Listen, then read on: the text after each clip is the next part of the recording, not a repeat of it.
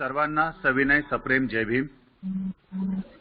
बुद्धविहार समन्वय समितीच्या वतीने गेले 80 दिवस जी वर्षावास व्याख्यान सुरू आहे, या व्याख्यानमालेचा 80वा दिवस आहे आणि 80 व्याख्यान रूपी पुष्पास गुंफण्यासाठी आपल्यासोबत उपस्थित आहेत आदरणीय डॉक्टर प्रदीप आगलावे सर.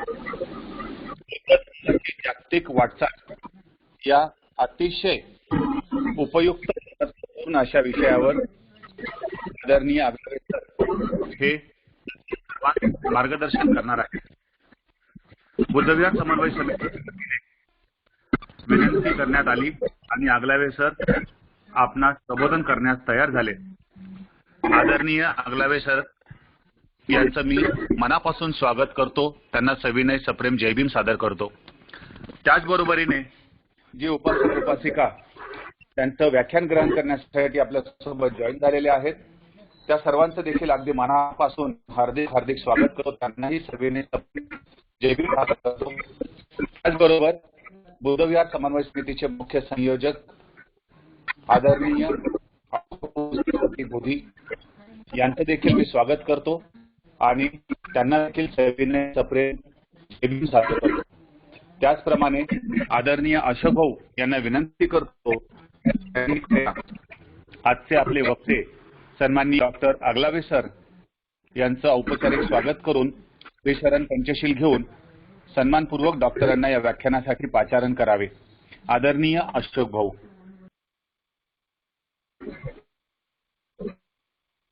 तथागत परमपूज्य डॉक्टर बाबासाहेब आंबेडकर, महात्मा ज्योतिबा फुले, सद्गुरु कबीर महाराज गाडगे बाबा यांच्या पावन स्मृतींना मी विनम्र अभिवादन करतो.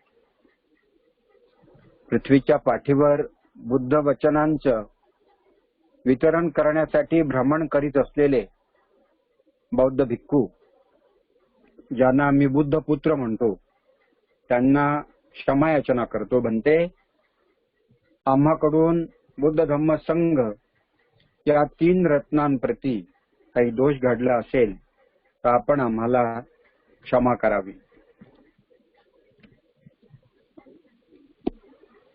आज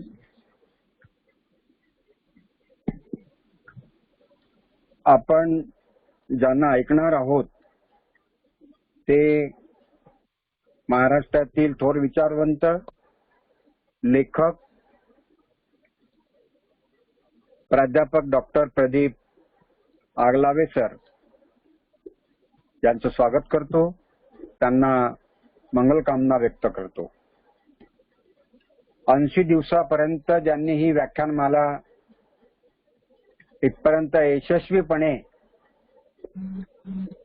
तिची वाटचाल करण्यामध्ये परिश्रम घेतलेत, ते आदरणीय प्राध्यापक उमेश पाठारे सर यांचीही मंगलकामना करतो. आणि 80 दिवसापासून जे दररोज ही व्याख्यानमाला अटेंड करतात ते सर्व उपासक, उपासिका, श्रोतेगण या सर्व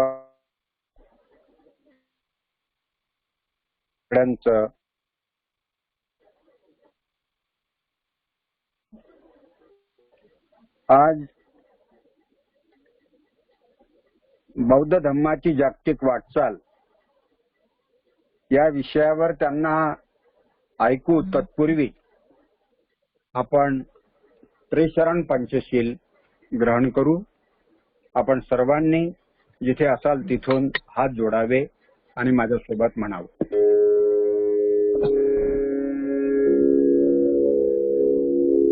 अरहं सम्मा सम्बुद्धो भगवान् बुद्धं भगवन्तं अभिवादे.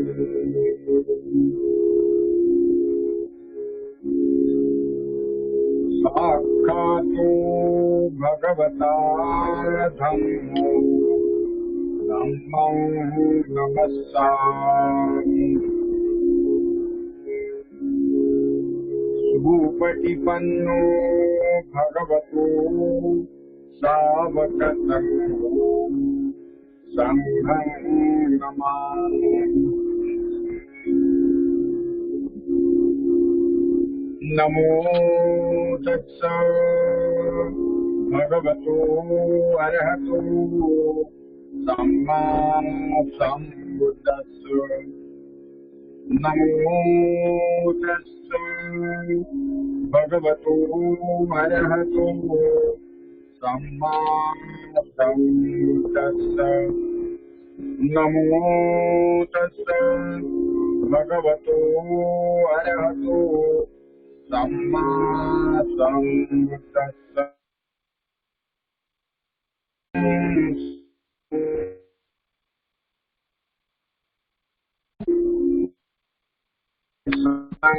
गच्छामि संघं शरणं गच्छामि। द्वितीयंपि बुद्धं शरणं गच्छामि। द्वितीयंपि गच्छामि।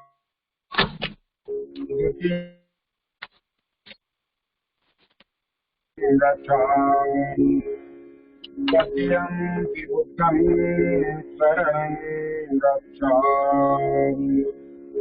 तृतीयंपि धम्मं शरणं गच्छामि। तृतीयंपि संघं शरणं गच्छामि। पाणातिपातानि वेरमणि सिक्खापदं समादयामि। अदिन्नादाना वेरमणि सिक्खापदं समादयामि। कामेषु मिथ्याचारा वेरमणि सिक्खापदं समादयामि। मूषावादा वेरमणि सिक्खापदं समादयामि। दूरामेदया मज्जपमादधाना वेरमणि सिक्खा।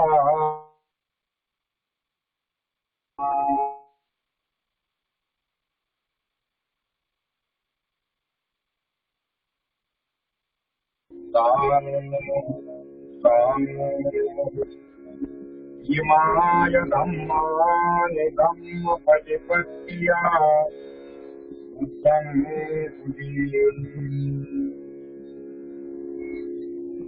इमाय धम्मानुधम्मपरिपत्या धम्मं पुजीमि। इमाय धम्मानुधम्मपरिपत्या संघं पुजीमि।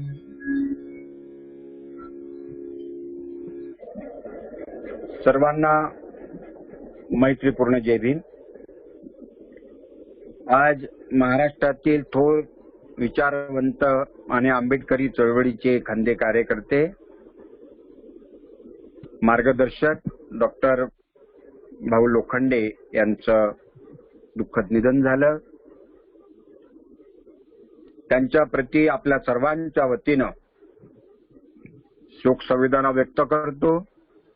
आता थोडा वेळा आधी आपण त्यांच्याविषयी आदरांजलीची सभा घेतली। त्यांना परत आपल्या सर्वांच्या वतीनं शोक संवेदना व्यक्त करतो।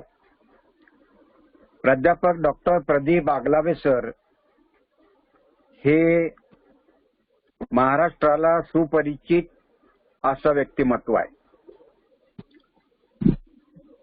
महाराष्ट्रातच नव्हे तर भारतातील वेगवेगळ्या विद्यापीठामध्ये ते व्याख्यानासाठी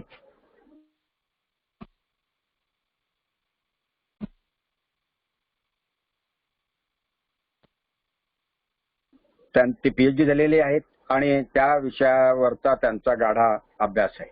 त्याचबरोबर नागपूरला बुद्ध जयंती आणि बाबासाहेबांची जयंती ही एक सर्वांच्या वतीने एक व्हावी, सर्वांच्या समन्वयाने एक व्हावी, याच्यासाठी डॉक्टर कृष्णा कांबळे साहेब आणि डॉक्टर प्रदीप आगलावे साहेब यांच्या नेतृत्वात ते कार्य गेल्या 2016 पासून अविरत होते आहे आणि त्याचं अनुकरण हे सर्वत्र होते आहे. बुद्ध धम्माचा अभ्यास, बाबासाहेब आंबेडकरांच्या साहित्याचा अभ्यास, समाजशास्त्राचा अभ्यास आणि राज्यशास्त्राचा अभ्यास या सर्व विषयात ते पारंगत आहे. अत्यंत सुस्वभावी आणि चळवळीमध्ये पूर्ण घर हे सम्मिलित झालेलं असं हे कुटुंब आणि त्यांचं व्यक्तिमत्व आहे. मी तुम्हा सगळ्यांच्या वतीनं त्यांचं स्वागत करतो आणि त्यांना विनंती करतो की सर, बौद्ध धम्माची जागतिक वाटचाल या विषयावर आपण आपल्या व्याख्यानाला सुरुवात करा.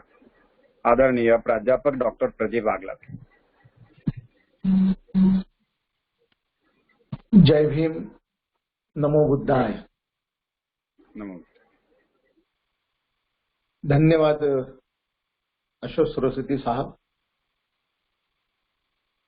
सबसे पहले मैं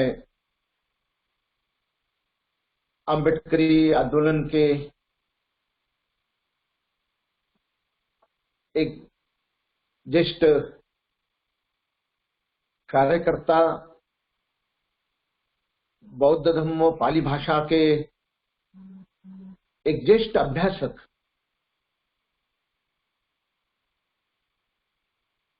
डॉक्टर भाऊ लोखंडे, इनका आज सुबह दुखद निधन हुआ. मैं उनको अपनी आदरांजलि अर्पण करता हूं.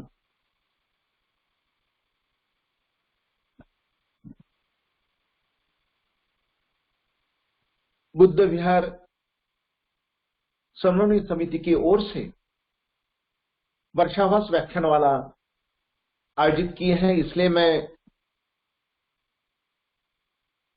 इस समिति के प्रणेता अशोक सरस्वती साहब का मैं अभिनंदन करता हूं, उनको धन्यवाद देता हूं. इसके साथ हमारे प्राध्यापक उमेश पटारे जी और आप सभी जो श्रोतागण हैं, आपको मैं नमन करता हूं. आज का जो मेरा विषय है वह विषय बहुत ही महत्वपूर्ण है. वैश्विक परिप्रेक्ष्य में बुद्ध धम्म की गतिशीलता, यह मेरा विषय है. बुद्ध धम्म की जो स्थिति है, इसके संदर्भ में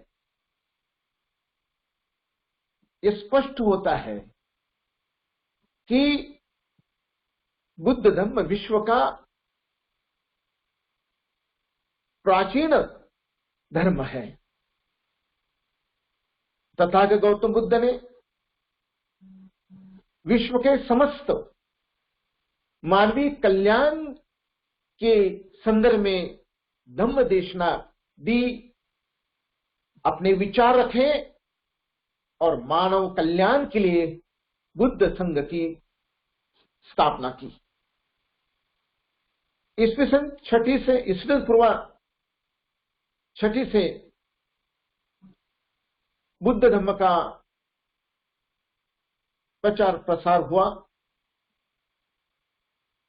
सम्राट अशोक के काल में बुद्ध धम्म म्यांमार, श्रीलंका, थाईलैंड आदि देशों में गया और उसके बाद चीन, Japan, Korea, Vietnam, Laos, Mongolia आदि देशों में बुद्ध धम्म फला फूला। और आज हम देखते हैं कि एशिया में जो भी राष्ट्र है उनमें से बहुतांश राष्ट्र बौद्ध राष्ट्र है।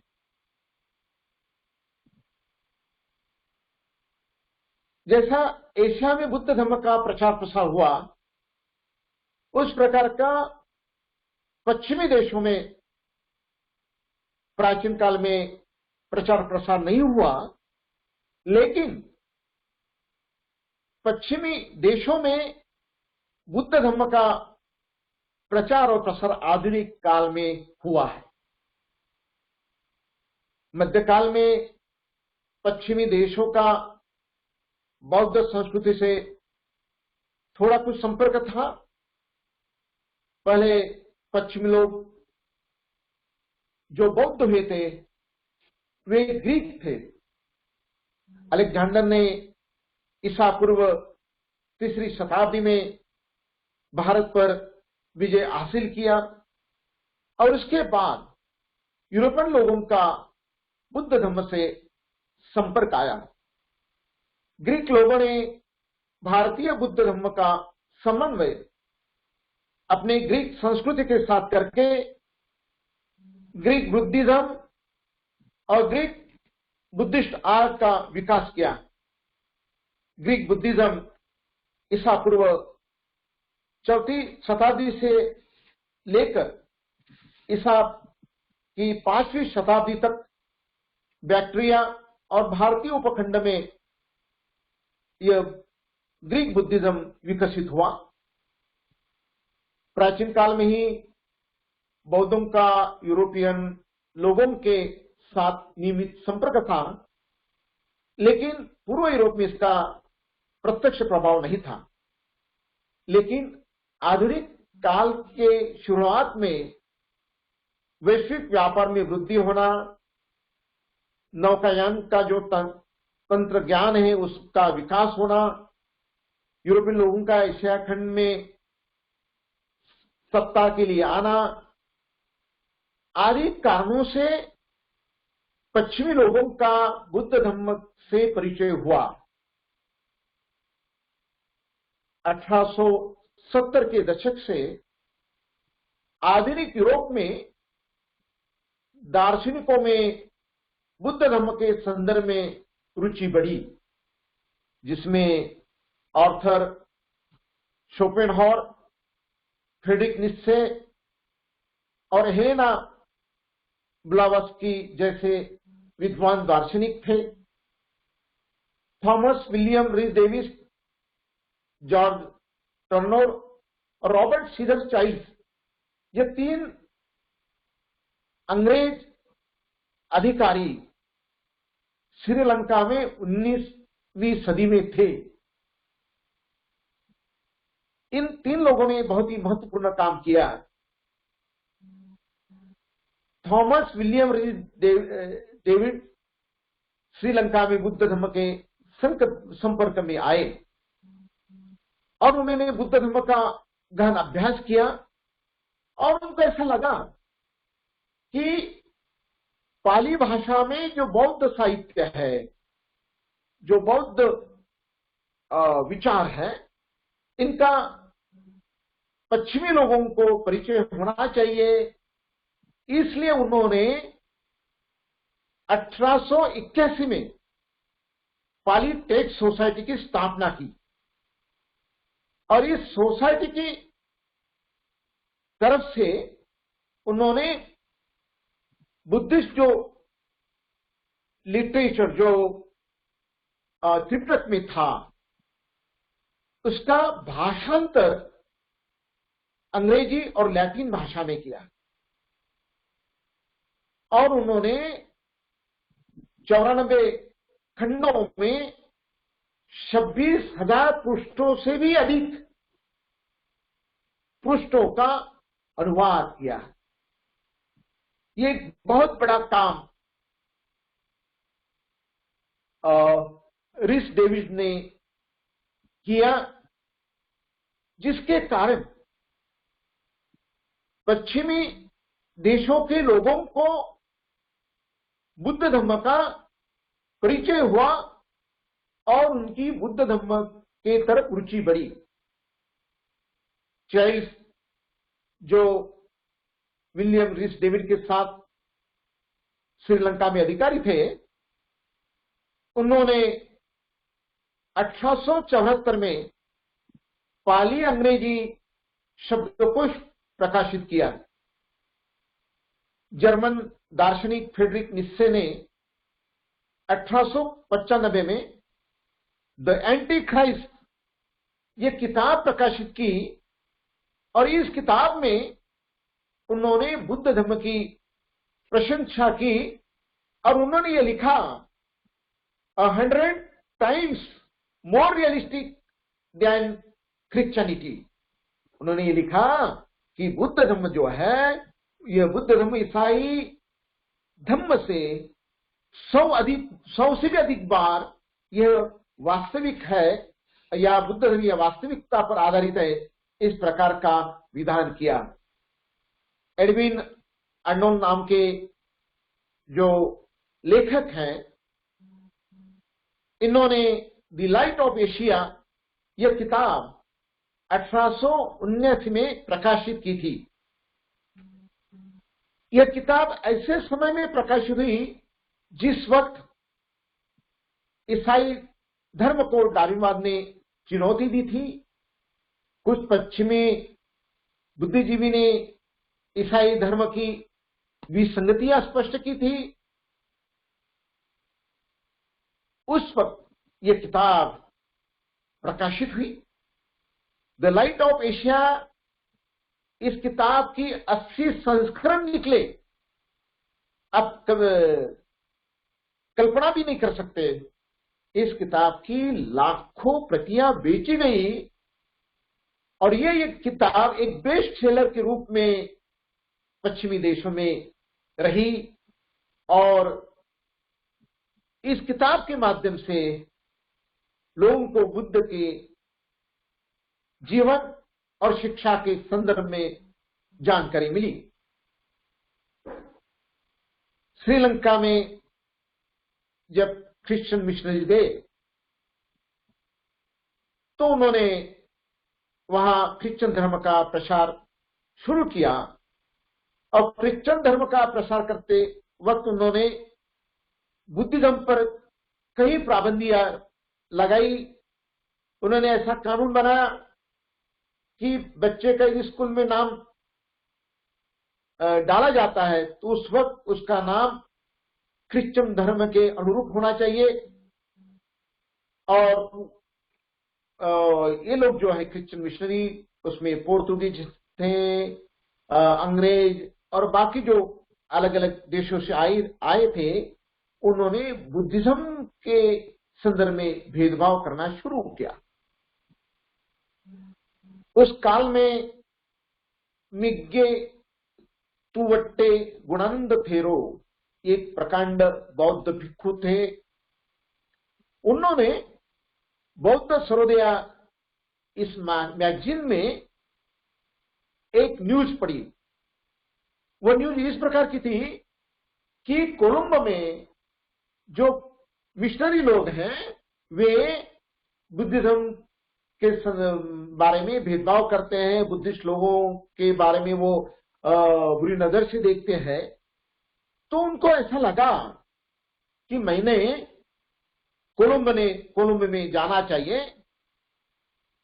तो मिक्केतुवट्टे गुणानंद थेरो यह कोलंबो में गए और उन्होंने जो फादर्स लोग क्रिश्चियन धर्म बुद्ध धर्म के संदर्भ में अफवाहें फैलाते थे, बुद्धिज्म के बारे में बुरी बातें करते थे, उनके साथ उन्होंने चर्चा की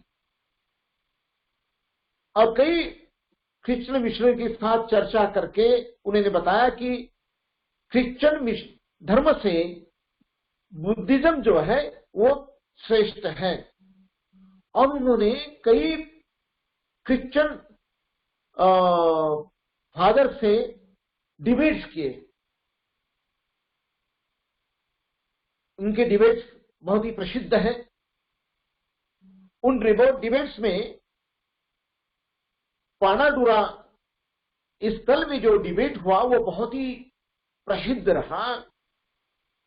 23 और 24 अगस्त 1873 में यह डिबेट हुआ। यह डिबेट क्रिश्चियन धर्म प्रसारक फादर डेविड डिसिल्वा और भदंत गुणानंद थेरो के साथ हुआ। उस डिबेट में फादर डेविड डिसिल्वा ने आत्मा के संदर्भ में भाषण दिया और ईसाई धर्म की महानता बताने का प्रयास किया। तब भदंत गुणानंद थेरो ने फादर डिसिल्वा के विचारों का खंडन किया और उन्होंने केवल खंडन ही नहीं तो उन्होंने बुद्ध धर्म के संदर्भ में अपने विचार रखकर बुद्धिज्म के आधार पर फादर डिसिल्वा का पराजय किया। उस वक्त श्रीलंका में सत्ता अंग्रेजों की थी, क्रिश्चियन लोगों की थी और ऐसी परिस्थिति में भदंत गुणानंदा थेरा ने क्रिश्चियन जो फादर थे डिसिल्वा इनको पराजित किया और बताया कि ईसाई धर्म से बौद्ध धर्म ये कितना महत्वपूर्ण है। और इस डिबेट की चर्चा पूरे विश्व में फैली। इस डिबेट का प्रकाशन अमेरिका में फीबल्स नाम के एक विचारक ने प्रकाशित किया और इसके बाद श्रीलंका में बुद्धिज्म को जो विरोध होता था और ईसाई धर्म की महानता बताई जाती थी वो काम बंद हो गया। इतना ही नहीं, विश्व में बुद्धिज्म के संदर्भ में आकर्षण बढ़ा। इस डिबेट में फादर डिसिल्वा का पराजय हुआ। ये बात अमेरिका, इंग्लैंड आदि सभी देशों में ये बात गई। अमेरिका के हेनरी स्टील ऑलकॉट जो कर्नल थे और एक विचारक थे, उन्होंने अमेरिका से गुणानंद थेरो जी का अभिनंदन किया और वे खुद अमेरिका से श्रीलंका 1980 में आए और उन्होंने ईसाई धर्म को छोड़कर बुद्ध धर्म का स्वीकार किया। उसके साथ अमेरिका की हेलेना बालस्की जो महिला थी उन्होंने भी बुद्ध धर्म का स्वीकार किया। भदंत गुणानंदा थेरो ने जो डिबेट किया वो डिबेट का ही परिणाम था और इस डिबेट में उन्होंने बताया कि बुद्ध धर्म ये कैसा मानवतावादी धर्म है और बाकी जो आत्मा और बाकी जो चीजें हैं ये कैसी झूठी है, ये अंधश्रद्धा निर्माण करने वाली बात है। और ये बात उन्होंने जो डिबेट में कही उसका असर पूरे विश्व में हुआ और कर्नल अल्काट बालास्की मैडम इन्होंने बुद्धिज्म को अपनाया और उसके साथ साथ उन्होंने जीवन के अंत तक बुद्धिज्म का प्रचार और प्रसार किया। ये बात बहुत ही महत्वपूर्ण है। अमेरिका के शिकागो में वर्ल्ड पार्लियामेंट ऑफ रिलीजन 1893 में हुआ।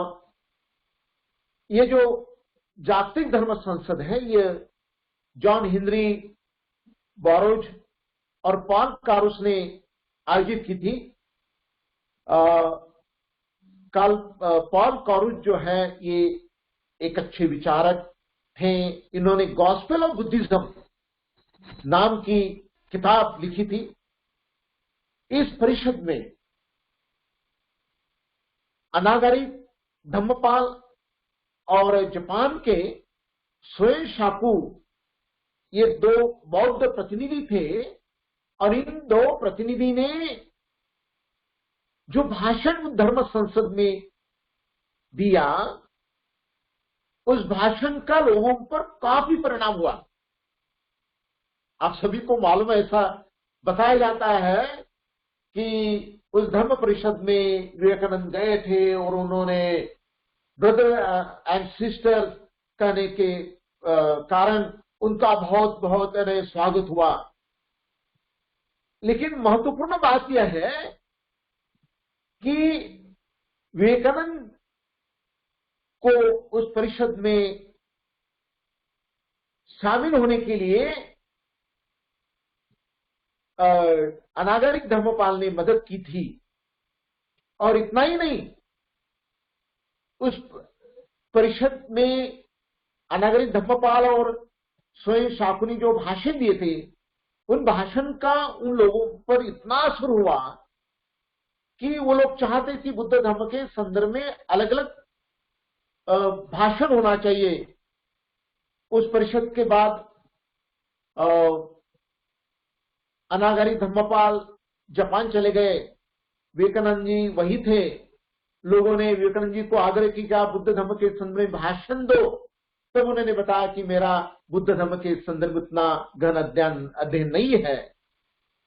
बाद में विवेकानंद जी ने अनागारी धम्म जी को खत लिखा, और उस खत में विवेकानंद जी ने लिखा, ये नमूद किया कि अमेरिका के लोग आपके भाषण से बुद्ध धर्म के संदर्भ में बहुत रुचि रख रहे हैं, और वे बुद्ध धर्म के संदर्भ में मार्गदर्शन करना चाहते हैं। मेरा बुद्ध धर्म के संदर्भ उतना ज्ञान नहीं है, आप कृपया अमेरिका में आइए और उनको मार्गदर्शन कीजिए। तो ये जो बात है, ये बहुत ही महत्वपूर्ण है। बाद में अनागरिक धम्मपाल ये अमेरिका में गए और उन्होंने फिर से बुद्धिज्म का प्रचार वहां किया। 1960 के दशक में बुद्ध धर्म तेजी से पश्चिम में बढ़ा। आज यूरोप, अमेरिका और अफ्रीका में बुद्ध धर्म तेजी से फैल रहा है। रशिया, ऑस्ट्रेलिया और इटली, ये 3 यूरोपियन देश हैं जिन्होंने बुद्ध धर्म को अधिकृत धर्म के रूप में मान्यता दी है। हंगरी ने भी बुद्ध धर्म को मान्यता दी है। काल्मिनिकिया यह रशियन रिपब्लिकन देश है जो बौद्ध है। 2014 में जो एक सर्वे हुआ, उस सर्वे के अनुसार अमेरिका और कनाडा में 1100 बौद्ध केंद्र हैं। आप कल्पना कीजिए, 1100 बौद्ध केंद्र। उनमें से कैलिफोर्निया में 430 बौद्ध केंद्र है। ब्रिटेन में 64 केंद्र है। स्विट्जरलैंड में 149, ऑस्ट्रेलिया में 125 बौद्ध केंद्र है। बौद्ध धर्म दक्षिण अमेरिका और अफ्रीका में भी प्रवेश कर चुका है। दक्षिण अमेरिका के ब्राजील देश में 33 बुद्धिस्ट केंद्र हैं। दक्षिण अफ्रीका में 46 बौद्ध केंद्र हैं। अभी दक्षिण अफ्रीका में बुद्ध रक्षित नाम के अफ्रीकन बौद्ध भिक्खु बुद्ध धर्म का प्रचार और प्रसार कर रहे हैं। अमेरिका और ऑस्ट्रेलिया में बौद्ध धर्म सबसे तेजी से बढ़ता धर्म माना जा रहा है। पश्चिमी देशों में पहले बौद्ध देशों से आए हुए लोग थे, लेकिन अब इन देशों में धर्मांतरित बौद्धों की संख्या काफी है। जो पहले के ईसाई लोग थे या अलग अलग धर्म के लोग थे, वे अभी बुद्ध धर्म को अपना रहे हैं और केवल बुद्ध धर्म का स्वीकार ही नहीं कर रहे, बल्कि बुद्ध धर्म के प्रचार प्रसार में अपना योगदान दे रहे हैं। पश्चिम में स्वपरिभाषित बौद्ध स्वयं तो बौद्ध धर्म के मानते हैं और इन देशों में अलग अलग बौद्ध देशों से बौद्ध धर्म गया कि या बौद्ध धर्म के लोग वहां रहते हैं, जैसे कि जापान से गए हुए लोग जिन बुद्धिज्म को मानते हैं, श्रीलंका म्यांमार देश से लोग हैं वो थेरवाद को मानते हैं, तिब्बती लोग महायान को मानते हैं। तो अलग अलग देशों के लोग अमेरिका और यूरोपियन देशों में गए हैं और वहां वे प्रचार करते हैं। लेकिन अमेरिका और यूरोप के जो धर्मांतरित बौद्ध लोग हैं वो थेरवाद को भी मानते हैं, महायान को मानते हैं और जैन बुद्धिज्म भी मानते हैं, ऐसा दिखाई देता है। लार्सन ने ग्लोबल एनालिसिस के सितंबर 2014 के 5वें अंक में ऐसा नमूद किया गया है कि बौद्ध धर्म की दीक्षा लेने की गति अमेरिका यूरोपियन देशों में अभूतपूर्व है। जहां एशिया में बौद्ध धर्म स्थापित होने के लिए सैकड़ों साल लगे होंगे, लेकिन पश्चिम देशों में बुद्ध धर्म बहुत ही तेजी से फैल रहा है। ये जो लोग हैं जो अभी जिन्होंने बुद्ध धर्म को अपनाया है, जो मूल यूरोपियन वंश के लोग थे या फिर अफ्रीकन लोग हैं या अलग अलग वंश के लोग हैं, इन्होंने बुद्धिज्म अपनाने के बाद वे बुद्ध धर्म की जो अलग अलग जो यान है उनको न मानते हुए वे बुद्धिज्म को मानते हैं और उनका सभी यानों पर विश्वास है। पश्चिमी देशों में जो बुद्धिस्ट लोग हैं उन लोगों में बुद्धिज्म है, वे बुद्धिज्म का प्रचार प्रसार, लेकिन उनमें उनका जो बुद्धिज्म है और बाकी जो परंपरागत बुद्धिज्म, इनमें क्या फर्क है, इसके संदर्भ में दो तीन बातें बहुत ही महत्वपूर्ण है। और वो बातें यह है कि जो ये बातें जो है कि परंपरागत जो बौद्ध लोग हैं उनमें और पश्चिम देशों में जो बौद्ध लोग हैं जो धर्मांतरित हुए हैं, उसमें क्या बदल है या उसमें क्या अलग अलग प्रकार है, इसके संदर्भ में एक अध्ययन हुआ और उस अध्ययन से पहली बात यह स्पष्ट हुई कि नेतृत्व संरचनाएं जो है उसमें बदल हुआ।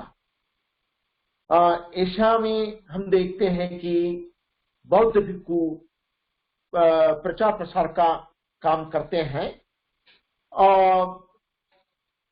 तो लेकिन एशिया जो पश्चिमी देश है, उन पश्चिमी देशों में जो विद्वान लोग हैं, जो बौद्ध बने हैं और जो उच्च विद्या विभूषित हैं, ऐसे लोग बुद्ध धर्म का प्रचार प्रसार करते हैं। पश्चिम के बौद्ध समुदाय के जो लोग हैं वो अधिक लोकतांत्रिक और समतावादी हैं, और वे अधिक उच्च शिक्षित होने के कारण उनमें समतावादी विचार है, वो विचार उनमें प्रखरता से दिखाई देते हैं। और एक महत्वपूर्ण बात जो दिखाई गई है कि पश्चिम में मीडिया और मशहूर जो हस्तियां हैं बौद्ध धर्म को एक मनोवैज्ञानिक उपकरण या विश्व शांति और करुणा के साधन के रूप में वो देखते हैं। और एक महत्वपूर्ण बात, जैसा कि हम हमेशा कहते हैं, अत्यदीप भव, बुद्ध ने कहा कि स्वयं प्रकाशित हो। ये बात पश्चिमी लोगों में दिखाई देती है। वे कहते कि आप खुद करो, डू योर सेल्फ, ये बात उन्होंने उसमें दिखाई देती है। और एक महत्वपूर्ण बात जो है कि एंगेज बुद्धिज्म की संकल्पना जो है वो बहुत ही महत्वपूर्ण संकल्पना है।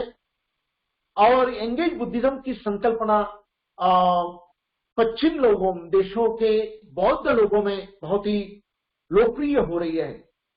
इसको एंगेज बुद्धिज्म को हम हिंदी में व्यस्त बुद्धिज्म कह सकते हैं। और यह व्यस्त बुद्धिज्म का जो तात्पर्य है कि ध्यान साधना और धार्मिक शिक्षाओं से हम सामाजिक, राजनीतिक, पर्यावरणीय, आर्थिक पीड़ा और अन्याय की स्थिति जो है, उन स्थिति में ये विचार, बुद्ध के विचार लागू करके उपाय खोजते रहना। तो पश्चिम के जो बौद्ध लोग हैं, जो अभी बौद्ध बने हैं, वे लोग एंगेज बुद्धिज्म के संदर्भ में अधिक ख्याल देते हैं। और एंगेज बुद्धिज्म अर्थात व्यस्त बुद्धिज्म बहुत ही लोकप्रिय हो रहा है। तो एंगेज बुद्धिज्म की जो संकल्पना, ये कोई नई संकल्पना नहीं है। बुद्ध ने अपने भिक्खुओं को उपदेश देते हुए ये स्पष्ट कहा था कि चरत भिक्खवे चारिकम बहुजन हिताय बहुजन सुखाय लोकानुकंपाय अत्ताय हिताय सुखाय देव मनुष्यान देशेत भिक्खवे धम्म आदि कल्याणम मज्ज कल्याणम परिसोयान कल्याणम। इस प्रकार का उपदेश बुद्ध ने अपने शिष्यों को, भिक्खुओं को दिया था। और वही बात आधुनिक काल में वियतनाम के प्रसिद्ध बौद्ध भिक्खु थिक नैट हन, इनके द्वारा यह संकल्पना प्रचलित की गई। चीन में जो मानववादी बौद्ध धर्म सुधार आंदोलन था, उससे वो प्रेरित थे।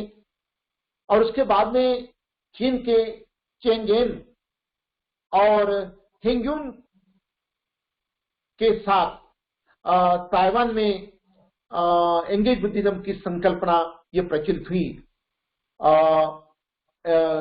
चाइनीज भाषा में लिट वर्डली बुद्धिज्म अर्थात प्रकाशित जागतिक बौद्ध धर्म, इस प्रकार की संकल्पनाएं अब हम लोग को मिलती है या दिखाई देती है। तो ये एंगेज बुद्धिज्म की जो संकल्पना है, यह संकल्पना जो आई है, यह संकल्पना चीन से ताइवान गई, ताइवान से फिर वियतनाम गई। और इस संकल्पना के संदर्भ में 1946 से वालापुरा राहुला ने इसके संदर्भ में लेखन किया और उन्होंने बताया कि बुद्ध ने अपने धम्मदेश नाम ने लोगों को ये उपदेश किया, भिक्खुओं को ये बताया कि लोगों के कल्याण के लिए, लोगों के जो सामाजिक और जो उनकी समस्याएं हैं, इस समस्याओं के संदर्भ में हमने जानना चाहिए। ये बात बुद्ध ने खुद बताई थी और चरत भिक्खवे के संदर्भ में उन्होंने मार्गदर्शन किया था। तो इससे एक बात स्पष्ट होती है कि आधुनिक काल में अमेरिका, यूरोपियन देशों में जो एंगेज बुद्धिज्म की जो संकल्पना दिखाई देती है, यह संकल्पना बुद्ध के विचारों में थी और बुद्ध ने अपना जो धम्म है, यह धम्म मानव कल्याण के लिए ही प्रसारित किया था। जो पश्चिम देशों में यह दिखाई देता है कि बुद्धिज्म का जो प्रचार प्रसार है वो वे सामाजिक और जो आर्थिक प्रश्न है इनके संदर्भ में वो करते हैं। बाबा साहब आम्बेडकर जी ने यह कहा था कि मुझे ज्ञानस्थ बुद्ध नहीं चाहिए, मुझे चलता फिरता बुद्ध चाहिए। ये जो बाबा साहब की बात है ये बहुत ही महत्वपूर्ण है और ये उसमें बहुत बड़ा अर्थ है कि बुद्ध धम्म का जो महत्व है, बुद्ध धम्म का जो विचार है, ये प्रमुखता से लोगों की जो समस्याएं हैं, ये समस्याएं जो है उस समस्याओं को दूर करने के लिए बुद्ध धम्म का उपयोग होना चाहिए। और यही बात आज के अर्थात आधुनिक काल के जो पश्चिमी देशों के जो बौद्ध लोग हैं उनमें ये दिखाई देती है और एंगेज बुद्धिज्म की संकल्पना ये बहुत ही महत्वपूर्ण मालूम पड़ती है। इस संदर्भ में और एक बात मैं बताना चाहता हूं कि थाईलैंड जो है, थाईलैंड ये एक बुद्धिस्ट देश है और बौद्ध धर्म में ये परंपरा रही कि बौद्ध भिक्खु जो है वो खुद भोजन नहीं बनाते, वो जो यह अपने जो उपासक है उनके तरफ जाते हैं और उनको वो उपासक उनको भोजन देते हैं। तो भिक्खु लोग ये कभी भोजन नहीं बनाते, लेकिन ये बात अभी कोरोना के समय ने आधुनिक काल में अभी जो कोरोना का महामारी जो चालू है, तो थाईलैंड के बौद्ध भिक्षुओं ने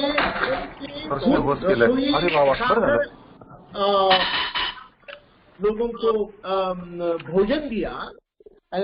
तो ये जो है कि बौद्ध भिक्षु ये केवल विहार में बैठकर नहीं रहेंगे, बौद्ध भिक्षु की जो सामाजिक जो दायित्व है वो दायित्व निभाने का काम करना चाहिए। बात थाईलैंड के बौद्ध भिक्षु ने अपने कर्तृत्व से बताया।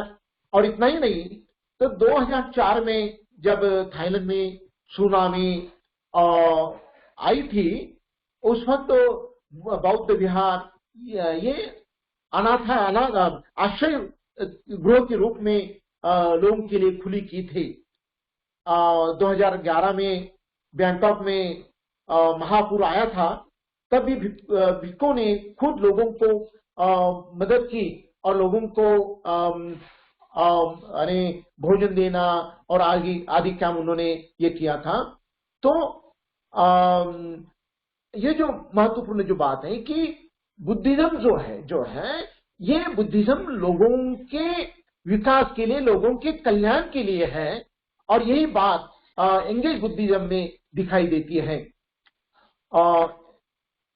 बौद्ध धर्म ये अमेरिका में बढ़ता है या काफी प्रमाण में ये बढ़ रहा है। इसके संदर्भ में why so many Americans are turning to Buddhism, यह लेख, इस शीर्षक का लेख ओगला खाजन ने 7 मार्च 2019 को लिखा और उसने उस लेख में ये बताया कि क्यों इतने सारे अमेरिकी बौद्ध धर्म की ओर मुड़ रहे हैं।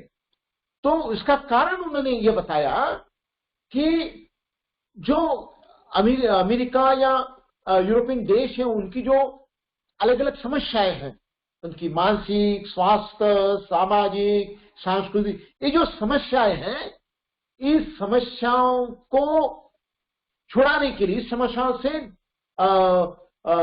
निपटारा करने के लिए वे लोग बुद्धिज्म की तरफ देखते हैं। यानी बुद्धिज्म यह ऐसा धर्म है जो सभी प्रकार की जो समस्याएं हैं मानव समाज के सामने, उस समस्याओं से सॉल्यूशन या उनको उपाय बताने का काम ये किया जाता है। अमेरिका के एक पत्रकार रॉबर्ट राइट हैं, जिन्होंने व्हाई बुद्धिज्म इज ट्रू ये किताब 2017 में लिखी, और ये किताब जो है ये बेस्ट सेलर के रूप में ये बेची गई।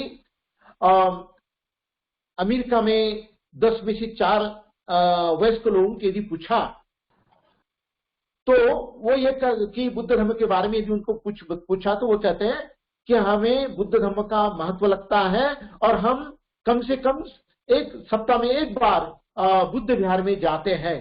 तो ये बात बहुत ही महत्वपूर्ण है। बुद्ध का जो एक महान सत्य ये था कि जीवन पीड़ित है। बौद्ध धर्म में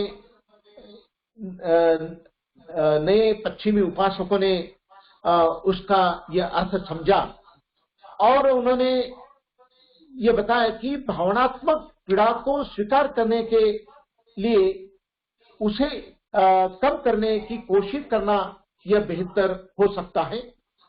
न्यू जर्सी के 24 साल के डैनियल सांजे यह कहते हैं कि मैं धम्म को मानता हूं, मैं बुद्धिज्म को मानता हूं, इसलिए मैं मानता हूं कि बुद्धिज्म में बुद्ध ने जो दुख है ये दुख अपरिहार्य बताया है। तो डैनियल सांजे यह कहते हैं कि मुझे दुख से बचने पर ध्यान नहीं देना चाहिए, लेकिन ये मुझे सीखना चाहिए कि दुख से कैसा निपटारा करना चाहिए। तो ये बात मुझे बुद्ध धर्म से मिली है। इस प्रकार का विचार सांजे ने बताया है। तो इससे स्पष्ट होता है कि बौद्ध धर्म यह ग्लोबल धर्म बना है, यह एक वैश्विक धर्म बना है और इस धर्म के कारण विश्व के जो लोग हैं वो लोग बुद्ध धर्म की ओर आकृष्ट हो रहे हैं, आकर्षित हो रहे हैं और वो लोग बुद्ध धर्म के संदर्भ में के जो प्रचार प्रसार करते हैं और बुद्ध धर्म को आज के जो रोज की जो कुछ समस्या है उस समस्या के साथ वो जोड़कर देखते हैं और अपने उपाय खोजते हैं।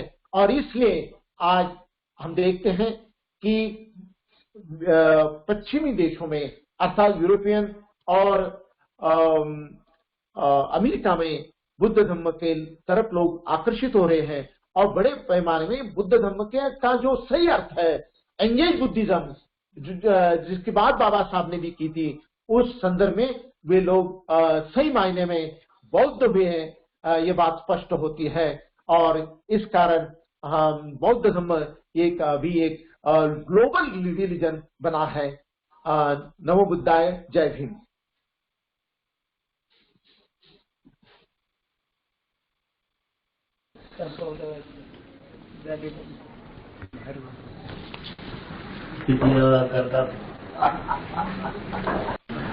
साधु साधु साधु। आदरणीय आगलावे सर यांनी अतिशय सुंदर असे विवेचन केले।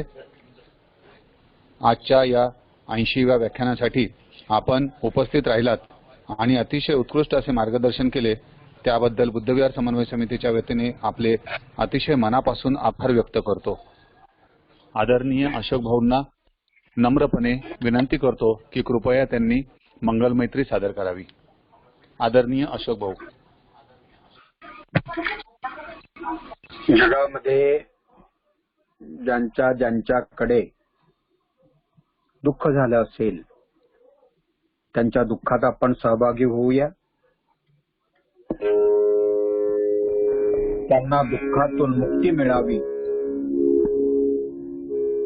म्हणून त्यांची मंगल कामना करूया। ज्यांच्याकडे आनंदाचे क्षण आले असतील, प्रसंग आले असतील, त्यांचं अभिनंदन करूया, त्यांच्या आनंदात सहभागी होऊ, त्यांचीही मंगल कामना करू।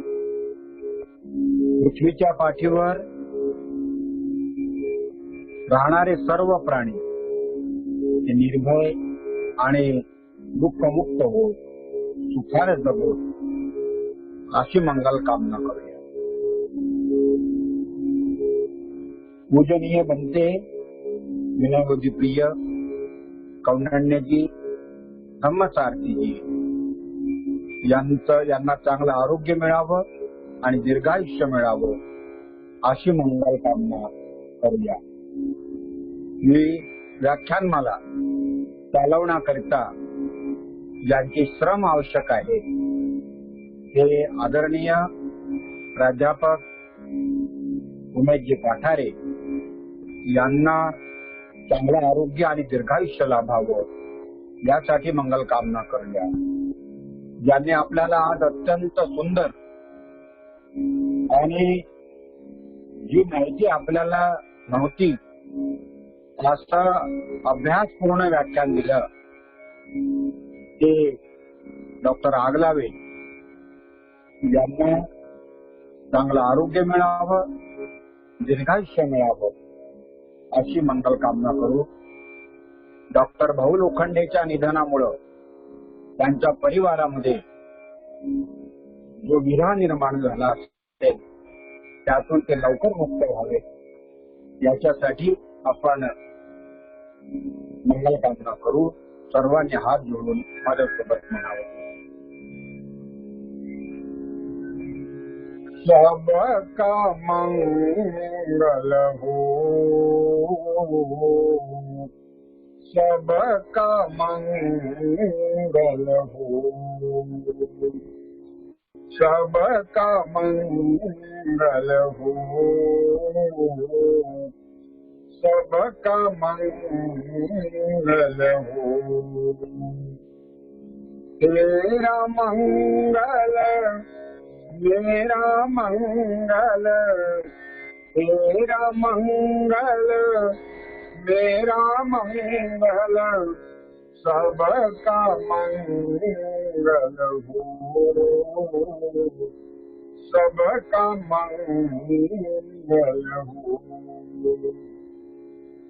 दुष्ट और अदुष्ट सभी जीवों का मंगल हो गए। जल के थल के और गगन के, जल के थल के और गगन के प्राणी सुखिया हो, सबका मंगल हो, सबका मंगल हो, सबका मंगल हो। दसो दिशाओं के सब प्राणी मंगल लाभी हो रे। निर्भय हो निर्भय बने सब, निर्भय हो निर्भय बने सब, सभी निवामय हो, सबका मंगल हो, सबका मंगल हो, सबका मंगल हो।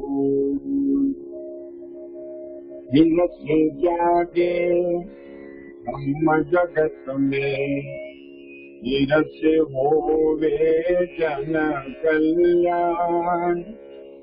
जागे जागे हम जगत में, जागे जागे हम जगत में, होवे जन कल्याण, होवे जन कल्याण, होवे जन कल्याण, होवे जन कल्याण। राग द्वेष मोह दूर हो जावे, जागे शील समाधि ज्ञान। जन जन के दुखड़े मिट जावे, जन जन के दुख मिट जावे। फिर से जाग उठे मुस्कान, जाग उठे मुस्कान, जाग उठे मुस्कान, जाग उठे मुस्कान। जागे जागे ब्रह्म की वाणी, मंगल मूल्य महाकल्याणी। जागे बुद्ध सदृश कोई ज्ञानी, जागे बुद्ध सदृश कोई ज्ञानी। होवे सुखी सब जग के प्राणी, होवे सुखी सब जग के प्राणी। सबका मंगल, सबका मंगल हो, सबका मंगल हो। मेरा मंगल तेरा मंगल, मेरा मंगल तेरा मंगल, सबका मंगल हो, सबका मंगल हो, सबका मंगल हो, सबका मंगल हो। सब पाप सकरण कुशल सौप संपदा, चित्त परियोदपनं एतं बुद्धान शासनं।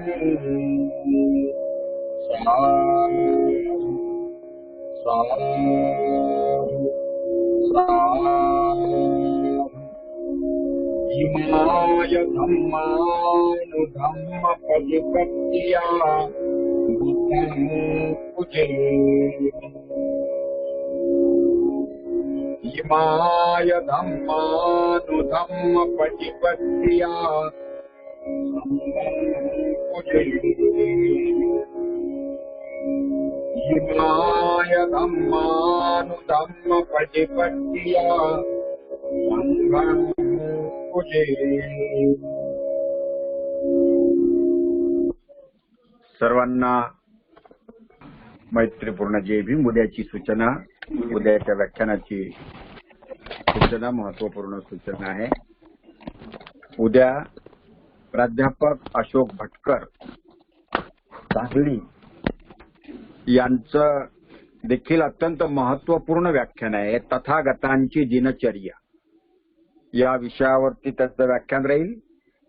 आणि 24 तारखेला आजच्या सारखेच विद्वान डॉक्टर विमल कीर्ती त्यांचं व्याख्यान राहील। आणि भदंत नागार्जुन यांचं आचार्य नागार्जुन यांचं बौद्ध धर्मासंबंधी चिंतन या विषयावरती ते आपल्याला मार्गदर्शन करतील. तेव्हा आपण या सूचनेचा आदर करून पुढील व्याख्यानं आपण असेच आजच्यासारखेच आपण ऐकावेत आणि आपल्या श्रद्धा पुष्ट कराव्या अशी विनंती करतो. आणि काही महत्वपूर्ण सूचना असतील तर सर सूचना देतील, अन्यथा कार्यक्रम संपल्याची उद्घोषणा करतील. आदरणीय पाठारे सर. धन्यवाद भाऊ. आपले आजचे व्याख्याते आदरणीय डॉक्टर प्रदीप आगलावे सर यांचे पुनश्च हार्दिक हार्दिक आभार व्यक्त करतो. अतिशय सुंदर असं विश्लेषण विवेचन त्या प्रकारच्या पोस्ट देखील आपल्या चॅटबॉक्समध्ये आलेल्या आहेत. सर आपले मनापासून खूप खूप धन्यवाद. त्याचबरोबर आज तब्बल 123 कुटुंबांनी सरांचे मार्गदर्शन ग्रहण केले. या 123 कुटुंबियांचं अगदी मनापासून धन्यवाद व्यक्त करतो. त्याचबरोबर आज प्रचंड व्यस्त असतानाही एक आदरांजली सभा आणि त्यानंतर नवीनच व्याख्यान एवढं सगळं अटेंड करून जराही थकलेले दिसत नाही असे बुद्धविहार समन्वय समिती आदरणीय अशोक भाऊ यांचे देखील मनापासून खूप आभार व्यक्त करतो. उद्याच्या व्याख्यानासाठी सर्वांनी 7:30 वाजता निश्चित सहभागी व्हायचं आहे. तुर्तास आजचं व्याख्यान संपल्याचं जाहीर करतो. सर्वांचे मनापासून खूप खूप धन्यवाद व्यक्त करतो. सर्वांना जय भीम सादर करतो. थांबतो. Good night.